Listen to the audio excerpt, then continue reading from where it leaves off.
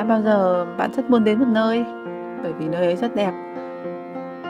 Bạn tìm hiểu cặn kẽ, bạn lên kế hoạch tỉ mỉ, bạn còn chuẩn bị cả một tâm hồn đẹp cho chuyến đi. Nhưng thật trớ trêu, 5 lần 7 lượt bạn đều phải hoãn kế hoạch của mình lại. Vì thời tiết, vì công việc hay vì thiếu bạn đồng hành. Cho đến một ngày đẹp trời, thời tiết vừa nắng vừa mưa, bạn vẫn chưa thực sự quyết định sẽ đi hè ở nhà. Thì chỉ sau một đêm ngủ ngon giấc, khi tỉnh dậy bạn quyết định lượm 2 bộ quần áo và chiếc máy ảnh. Thế rồi xách ba lô lên và đi thôi. Nhiều bạn thắc mắc đi Tà Xùa bằng xe máy có khó không? Nên đi xe gì? Lịch trình di chuyển check-in ra làm sao? Rồi thì ăn uống ngủ nghỉ ở đâu để vừa chill lại vừa rẻ? Tại video này mình sẽ chia sẻ cho các bạn kinh nghiệm vượt Tà Xùa của hai con mụ khùng. Vừa 5 giờ sáng mở mắt ra đã quyết định đi Tà Xùa mà chưa hề đặt phòng, cũng chả cần xem thời tiết liệu có săn mây được hay không. Người ta nói đi Tà Xùa thích hợp để săn mây nhất là vào khoảng từ tháng 11 đến tháng 1 dương lịch. Nhưng kệ chứ, mình thích thì mình đi thôi. Nào, let's go! Phần 1. Di chuyển. Thị trấn Bắc Yên cách Hà Nội khoảng 200 km. Mọi người có thể chọn đi limousine 350k một chiều lên tận Tà Xùa, hoặc chọn xe khách giường nằm 200k một chiều lên thị trấn Bắc Yên, rồi tiếp tục thuê taxi hoặc xe ôm, hoặc là thuê một chiếc xe máy tự lái lên Tà Xùa. Bởi vì là từ thị trấn Bắc Yên mà chúng ta lên được Tà Xùa thì sẽ phải mất 13-14 cây nữa. Đấy, mình chọn cái phương án ít người chọn nhất, đó là mình tự lái xe máy từ Hà Nội lên thẳng Tà Xùa nha. Đường đi không khó và cũng rất dễ đi. Từ Hà Nội mình đi theo quốc lộ 32 qua Sơn Tây, cầu Trung Hà, qua ngã tư Cổ Tiết, Thanh Xuân, Phú Thọ, rồi từ Thu Cúc. Từ ngã ba Thu Cúc rẽ trái đi theo hướng Phú Yên, Bắc Yên. Đường đi rất đẹp, mát mẻ. Buổi sáng tranh thủ đi sớm và ra khỏi thành phố trước 7 giờ là ok nha.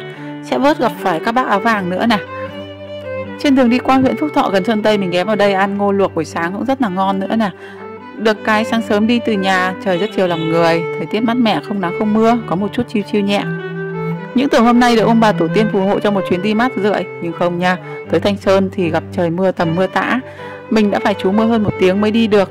Tuy mình có áo mưa nhưng mình vẫn chọn giải pháp ngừng nghỉ, vừa để nghỉ ngơi, vừa đảm bảo an toàn cho chuyến đi. Bởi trời mưa to mà phóng xe ngoài đường quốc lộ thì sẽ rất là nguy hiểm, không hề an toàn nha. Nhờ trời mưa mà tới tận 1 giờ chiều mình mới tới được thị trấn Bắc Yên. Tại đây mình dừng nghỉ ăn trưa và ghé tiệm Honda để bảo dưỡng, thay dầu cho xe trước khi bắt đầu hành trình 13 km lên đỉnh Tà Xùa. Đường lên Tà Xùa hẹp và dốc, uốn lượn quanh sườn núi, có một vài đoạn khó đi, nhiều ổ gà, nhưng cơ bản là chỉ cần vững tay lái và đi đúng làn đường của mình là ok nha. Đi được tầm chục cây số thì bắt đầu khung cảnh mây mù lãng đãng hiện ra trước mắt.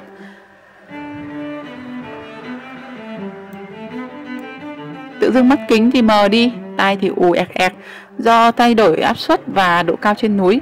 Ai, hóa ra Tà Xùa là như vậy. Đặt chân tới cổng chào Tà Xùa thì mình bị ngỡ ngàng nha. Vừa xong mây còn trắng bồng bềnh mà sao giờ nó đã chuyển thành màu mây mù xám xịt như thế này. Mặc dù đã nghe danh thời tiết Tà Xùa rất đỏng đảnh thất thường mà mình không ngờ là Tà Xùa lại có thể trở mặt nhanh tới như vậy. Đã vậy thì còn check in với chả chụp ảnh cái nỗi gì chiều nay được cơ chứ. Hành trình check in Tà Xùa của mình bắt đầu từ đây. Ai xa. Mình chuyển sang phần 2, các điểm check in về lịch trình di chuyển. Bởi vì thời tiết tự dưng chuyển mù nên mình không đi Súng Long Khủng Long hay cây cô đơn nữa. Mình chọn giải pháp ra ngồi cà phê Mị ơi. Cũng bởi vì sau một chặng đường dài và bị vùi dập bởi những cơn mưa cái nắng cả ngày, giờ mình cũng đã thấm mệt nên chỉ cần tách cà phê để lấy lại phong độ chứ nhỉ. Cà phê Mị ơi là một lựa chọn đúng đắn. Đây là một chiếc cà phê rất xinh xẻo nằm vắt vẻo ngay lưng chừng núi và có view hướng ra thung lũng mây. Nhưng tiếc rằng hôm nay mây thì chẳng có, thay vào đó là mù mịt xám xịt hích hích. Test nhân phẩm 2 vạch nha. Chơi chán chê ở Mị ơi và không săn được tí mây nào tới tận 5 giờ chiều, mình bắt đầu di chuyển lại trung tâm thị trấn để tìm chỗ nghỉ ngơi và ăn tối. Mặc dù đi vào cuối tuần nhưng thời gian này không phải mùa săn mây nên thị trấn khá vắng du khách. Các nhà nghỉ và homestay không quá nhộn nhịp, thậm chí có nơi còn không có một khách nào. Mình coi như bốc thăm nhờ cả với hên xui nên chọn đại một homestay ngay giữa trung tâm, tên là Tà Xùa Mây Homestay. Ở đây có bạn chủ nhà khá nhiệt tình, thân thiện và chu đáo nha. Đúng như mình dự đoán hôm nay homestay không có khách, thế nó giúp cho mình một lợi thế để deal giá từ 400k xuống còn 300k một đêm cho phòng đôi 2 người và có vệ sinh khép kín. Còn nếu các bạn đặt phòng trước từ nhà rồi thì khi lên nhận phòng không thể deal lại giá được nha.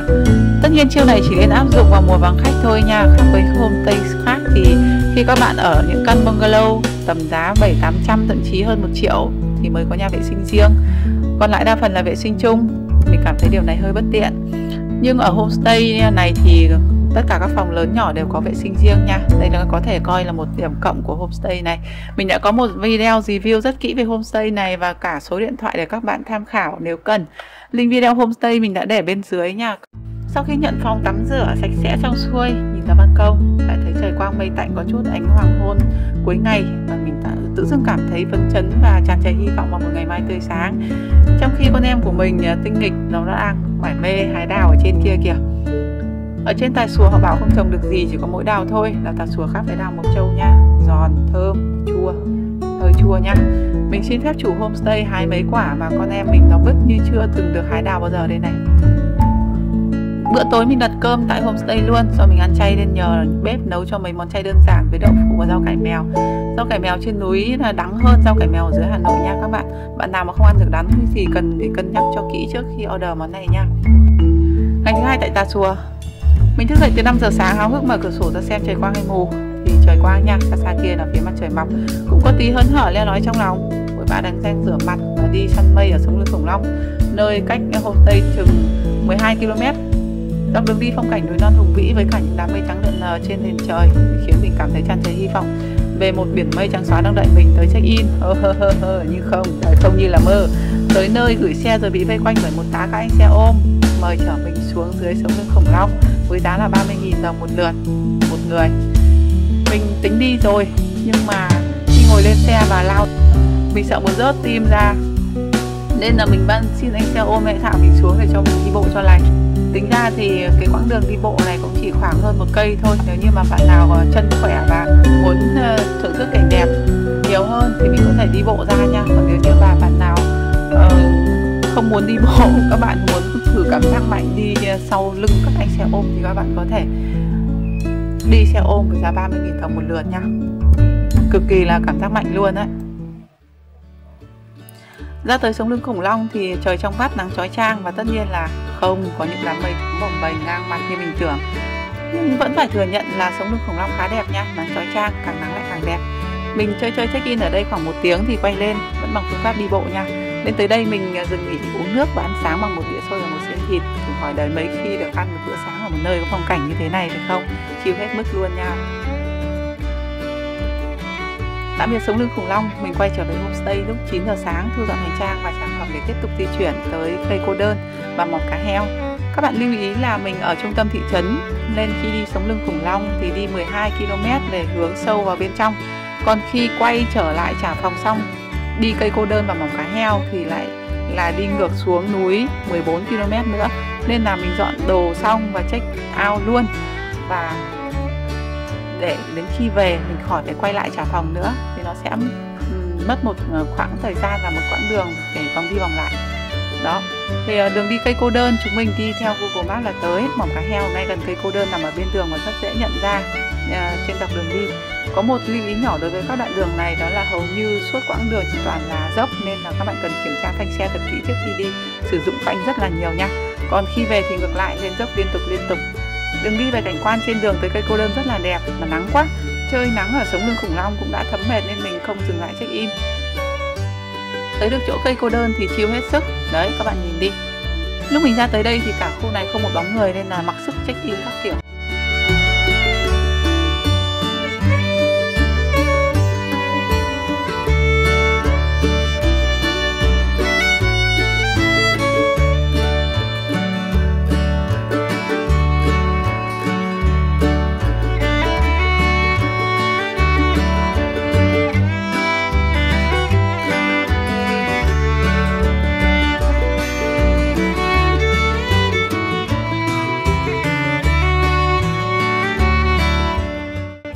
Thôi đâu đấy rồi thì cũng đến lúc phải về thôi. Mình xuống núi tới thị trấn Bắc Yên là 12 giờ, dừng nghỉ ăn trưa tới 1 giờ thì bắt đầu lên xe chạy thẳng về Hà Nội và kết thúc hành trình. Chuyển sang phần 3. Đây là bảng tổng kết chi phí chuyến đi Hà Nội Tà Xùa 2 ngày 1 đêm dành cho 2 người bằng xe máy của mình để các bạn tham khảo. Và phần cuối cùng thì mình sẽ tổng kết cho các bạn một số những bài học quý báu và kinh nghiệm rút ra. Thứ nhất là các bạn đừng quá lo lắng về thời tiết, vì chỉ cần các bạn thích thì hãy cứ đi và đừng ngại. Nếu nhân phẩm bạn không tốt thì kể cả có đi vào đúng mùa mây đi chăng nữa thì cũng chưa chắc đã săn được mây. Và ngược lại thì nhiều người đã săn mây thành công vào giữa mùa hè nhá. Thứ hai, đừng lên lịch trình check-in trước. Những điểm check-in các bạn chỉ nên tham khảo thôi.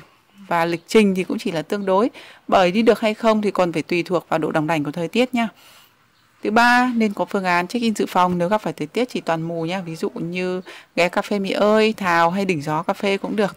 Thứ tư, homestay trên Tà Xùa rất nhiều và vẫn đang tiếp tục được xây dựng mới nhiều lắm luôn ý, nên là các bạn có rất nhiều sự lựa chọn. Chỉ có điều là giá phòng thay đổi theo mùa nên là các bạn hãy tham khảo trước khi đặt phòng nha. Thứ năm, nếu như mà các bạn giống mình liều mà không đặt phòng trước thì các bạn sẽ có hai lợi thế.